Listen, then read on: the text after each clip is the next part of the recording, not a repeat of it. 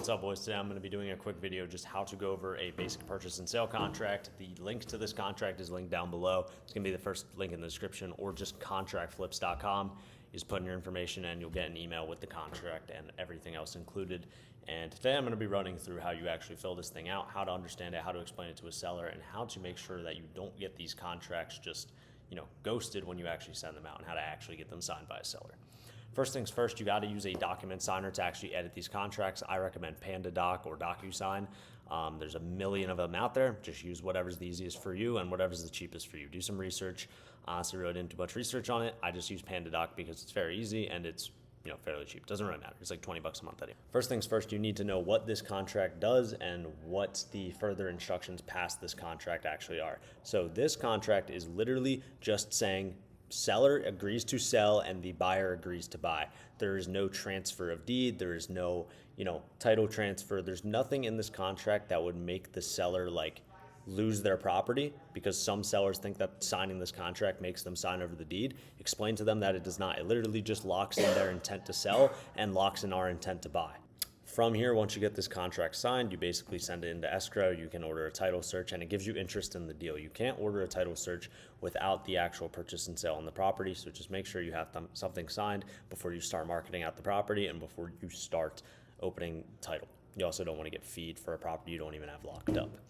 I always get contracts signed before I do viewings as well, just to not waste buyers' times and to prevent backdooring on deals. Always try and get the contract signed first things first once an offer is accepted. And now I'm going to be going over the terms of the contract. I'm going to be going over it pretty quickly because this stuff is very simple. This contract is very black and white. It's literally only 3 pages long and then a signature page, so it's nothing to baffle over. But I want to try and dumb it down for you guys as much as possible, so I'm not going to be going crazy in depth with any of the clauses. Property address.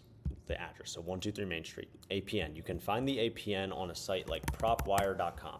So let's say we have a house on 123 Main Street. We'll search that up, click on some random property, and if we scroll down under property, we can get the APN right here. This is what you put right here. It's basically just another formal description of the property so that you actually know which one you're talking about in case there's multiple property addresses for one APN. It's just for a dual layer of protection in case of some weird misassignment of address or something like that. It just shows that you're buying this property and this property only. 1-4 earnest money. This is the earnest money deposit you'll be leaving down on the deal. What EMD is it is a money put down in good faith into an escrow account to basically hold your position in the deal. So to show you I'm serious, I'm gonna put $1,000 down on this property and it's gonna be held by the escrow agent. And essentially from there, and that basically shows the seller that you're actually serious and you're very committed. Most of the time, I just have the buyers deposit earnest money. If a seller is very annoying and they make you actually put the earnest money down yourself, then you're gonna have to front it, but you will get it back as long as you back out before the inspection period ends, which I'll go over in a second. 1-5 purchase price. This is the agreed upon purchase price from you and the seller. This price is with everything included. So this is to pay off all of their liens, all of their mortgages. Like if you put $260 and they owe $130 on the mortgage, you're not paying off that $130 on top of your $260. You're just giving the seller $260 and then it's their job to manage all of the encumbrances on title. If they have back taxes, if they have liens, if they have mortgages, that's their job and they pay that out of their proceeds. 1-6 close of escrow. This is the agreed upon closing date. So usually it's a month long. So if we're locking something up on the 14th, we would set closing date to whatever a month from now is. 1.7, this is the escrow agent that you use. So you figure this out after you actually get a property under contract. Most of the time I just put to be determined on it because it doesn't really matter. You don't have to have an escrow agent right away. So you can find an escrow agent after you actually get the property under contract. I usually just put to be determined so it gives you more time to figure it out. If a seller really wants to use one title company, then just make sure it's an actual good title company. So if the property is locked up under the seller's entity, you put the seller's entity. So if it's like 123 Apartments LLC, you put 123 Apartments LLC. Same thing with the buyer. If you have an entity, this is what you lock it up in. So if your entity is like your last name Homes LLC, you put it in last name Homes LLC. You don't put it in your personal name. Inspection period, this is how many days you want for your inspection period. Traditionally, it's just 14 days.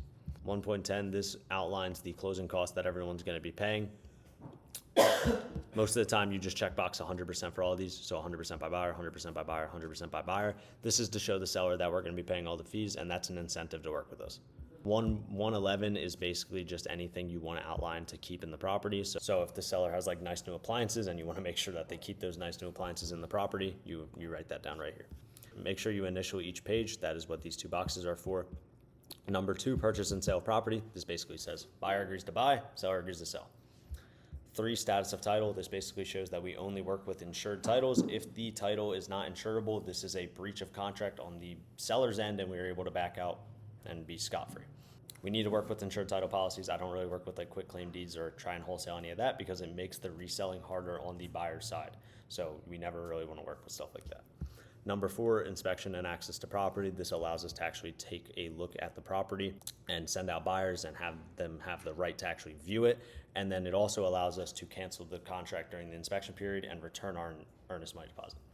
Number 5, this is just an additional instruction to release the EMD upon cancellation of the inspection period.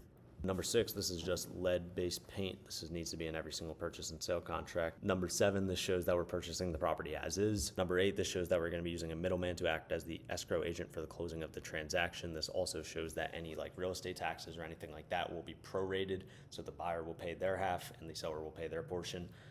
Let's say the property was bought in the middle of the year, the buyer would take care of the taxes after closing, and then the seller would obviously take care of their portion of the taxes prior to closing. So number 9, cure notice, remedies, attorney's fees. This is basically in case either party breaches. This allows a period of cure where they have 10 days to cure the breach. If they don't, then something can be actually taken into court. You don't really need to worry about this. Just make sure you have that explanation ready in case the seller asks. Number 10, no oral changes of representation. So everything must be on ink. Nothing will be orally changed. Nothing is verbal. Basically says the same thing on number 11. Any notices, demands, or requests have to be in writing and be effective upon personal delivery, email, or something like that.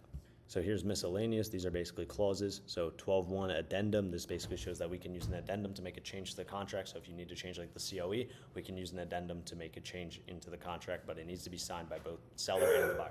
2, this is our assignment clause. This allows us to assign it to an end buyer, and it also allows us to assign all of the details of the contract to somebody else, another entity. 12.3, time is of the essence. This is basically saying that we have to respect all of the dates that are outlined in the contract, and just basically shows that everything needs to be on time or else it needs an addendum. 12.4 says that the contract will be governed under the states of where the property is. So if the property is in California, let's say, it's under the laws of California. 12.5 allows us to electronically sign these contracts, so send them out using e-sign or PandaDoc or whatever you want to use. 12.6 is our vacant possession clause. You don't even need this. If you're buying a rental property or if you're assigning a rental property, you can cross this out, but this basically shows that the property will be delivered free of any tenants. I put this in here because I wholesale vacant properties, but in the case that you have a tenant in there, you can just cross this out.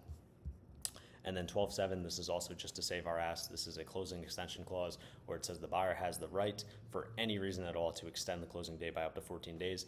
If the seller, throws a fit over this, you can usually just cross it out. But I always have it in here because I'm able to build up enough rapport to the point where a seller won't really throw a fit over this. Make sure to get initials, and then here's the signature page. You basically just put seller signature here, buyer signature here, your company name, your name, email, phone, and then here, you don't really even need the mailing address. You can put it if you want, email, and then phone.